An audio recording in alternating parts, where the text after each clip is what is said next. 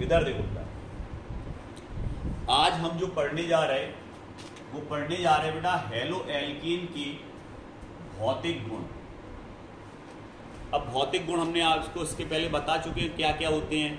भौतिक गुण में आता है जैसे विलेयता, क्वथनांक, घनत्व, अवस्था कि उसकी अवस्था क्या है, ठोस है, द्रव है या गैस है।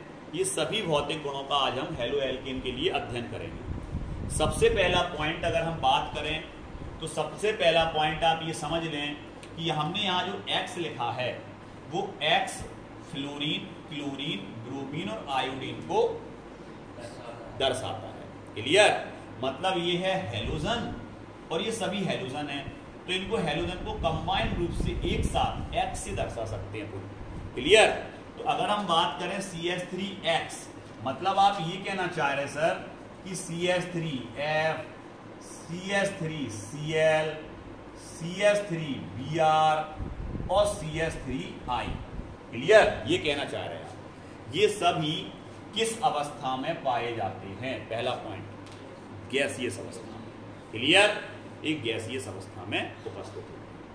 अब बात करते हैं, यहां कार्बन एक था, अब कार्बन यहां 2 भी हो सकते हैं, 3 भी हो सकते हैं, तो कितने तक?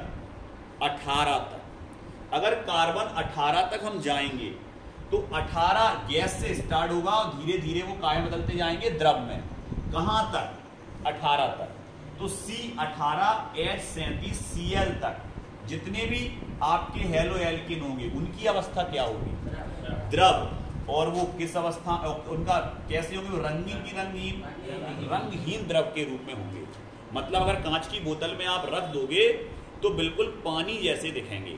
पानी का कोई रंग होता है क्या? वाटर का कोई रंग नहीं। कैसा है? रंगीन है। तो इसी तरह वो पानी जैसे रंगहीन होंगे, जल जैसे रंगहीन होंगे। अब हम बात करते हैं अगर C18 से और ऊपर पहुंचे अपन, C19 आ गया समझ में? मतलब उच्चतर एल्कीन पे पहुंच गए हम। किस पे? उच्चतर एल्कीन पे। तो वो कैसे होते हैं फिर? ठोस और रंगहीन होंगे। मतलब जैसे हम आपके सामने लिखते हैं CH3F और फिर लिखते हैं C15H31Cl और फिर हम लिखते हैं C18H37Cl और फिर हम लिखते हैं C20H41। आ गया समझ में? Cl। A option, b option, c option और डी ऑप्शन। और आपसे हमने पूछा कि उपरोक्त में से किसकी अवस्था गैस है? क्लियर? सही आंसर, इसकी अवस्था गैस है। दूसरे ऑप्शन में हम आपसे पूछ सकते हैं किसकी अवस्था ठोस है? आ गया समझ? क्लियर? आगे बढ़े। हेलो एल्कीन प्राय जल में घुलने पर नहीं घुलते। कैसे होते हैं? उसमें अघुलनशील होते हैं। कैसे होते हैं बेटा? अघुलनशील। किसी ने पूछा एक शब्द में उत्तर दो, ऐसा क्यों? एक शब्द में उत्तर दो कि ऐसा क्यों हो रहा। तो आप सीधा आंसर लिखोगे इसके आगे, हाइड्रोजन बंध का ना बनना।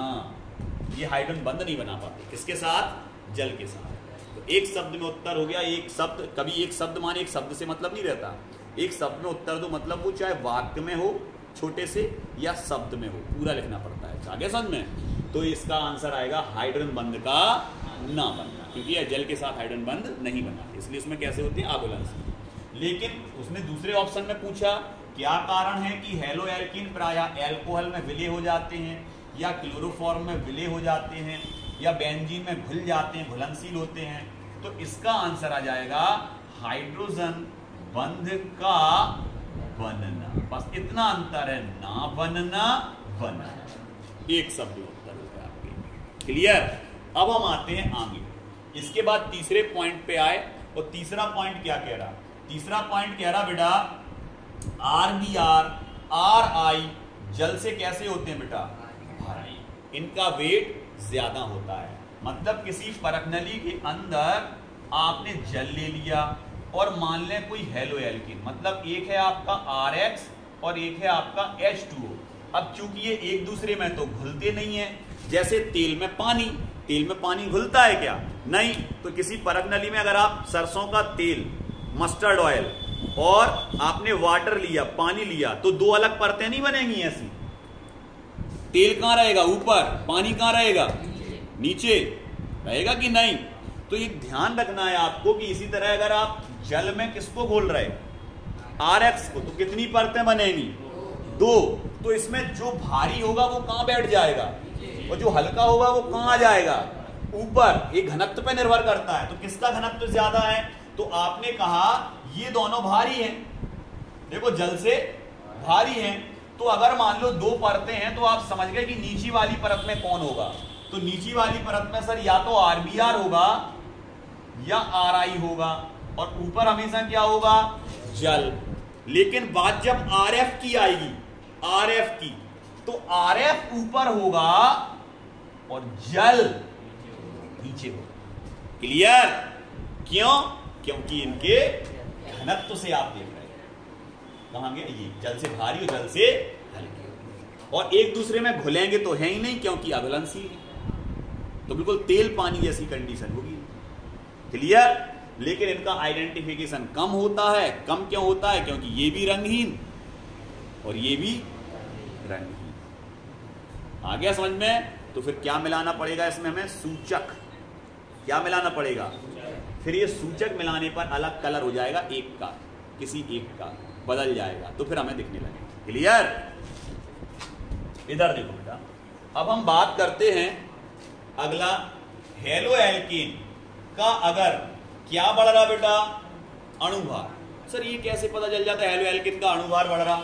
जैसे हमने लिया CH3Cl और हमने लिया C2H5Cl, सबको पता है इसका अणुभार ज्यादा होगा क्योंकि ये बड़ा अणु है, और इसका अणुभार कम होगा क्योंकि इसमें 1 कार्बन है, इसमें 2 है, इसमें 3 हाइड्रोजन, इसमें 5 है। तो अलग समझ में आ रहा है किसका अणुभार ज्यादा होगा। तो अगर अणुभार बढ़ा तो समझो क्वथनांक बढ़ा। तो जल्दी बताओ इन दोनों में से किसका क्वथनांक ज्यादा होगा और किसका क्वथनांक कम होगा? तो आप कहोगे सर इसका क्वथनांक ज्यादा होगा और इसका क्वथनांक कम होगा, क्योंकि अणुभार पर निर्भर कर रहा। क्लियर? अगले पॉइंट पे आए, क्या कह रहा वो? Hello alkene. हेलो एल्कीन में क्या देख रहे हैं हम? श्रृंखलाएं। तो वो क्या कह रहा कि श्रृंखला अगर ज्यादा है तो फिर क्वथनांक क्या हो जाता है? घट जाता है। अब यहां देखो बेटा, अणु के आकार पे भी निर्भर करता है। जैसे मान लो ये 5 कार्बन है और ये 5 कार्बन इस तरह से जुड़े और यही 5 कार्बन इस तरह से जुड़े और यही 5 कार्बन फिर इस तरह से जुड़े। तो गौर से देखें तो इस अणु का आकार छोटा हो जाएगा क्योंकि इसमें श्रृंखलाएं ज्यादा बनी और ये कंजेस्टेड हो गया। आ गया समझ में? और यहां पर देखें तो इसका आकार थोड़ा बड़ा होगा और इसका आकार और ज्यादा बड़ा होगा। तो जिसका आकार बड़ा, अब अणु का आकार बड़ा होगा तो उसका क्वथनांक ज्यादा होता है। क्या होता है? ज्यादा। तो गौर से देखें, जैसे जैसे श्रृंखलाएं बनी वैसे वैसे आकार छोटा होता गया तो क्वथनांक भी उसका घट जाएगा। क्या हो जाएगा? घट जाएगा। तो आपने क्या लिखा? हेलो एल्कीन में अगर श्रृंखलाएं बढ़ रही, श्रृंखलाएं बढ़ी तो क्वथनांक घटेगा। क्या होगा? घटेगा। अब आते हैं किस पे? हेलो एल्कीन का घनत्व अगर क्या है बेटा? ज्यादा। किसी चीज का, किसी हेलो एल्कीन का घनत्व ज्यादा है तो उसका क्वथनांक भी क्या होगा? ज्यादा। क्लियर सब चीजें? और ओवरऑल भौतिक गुण आपने कैसे भी आ जाए पेपर में आप छोड़ के नहीं आओगे। भौतिक गुण से संबंधित कोई भी क्वेश्चन आ जाए, कोई भी ओटी आ जाए, ऑब्जेक्टिव टाइप क्वेश्चंस आ जाए, आप छोड़ के नहीं आओगे। क्लियर?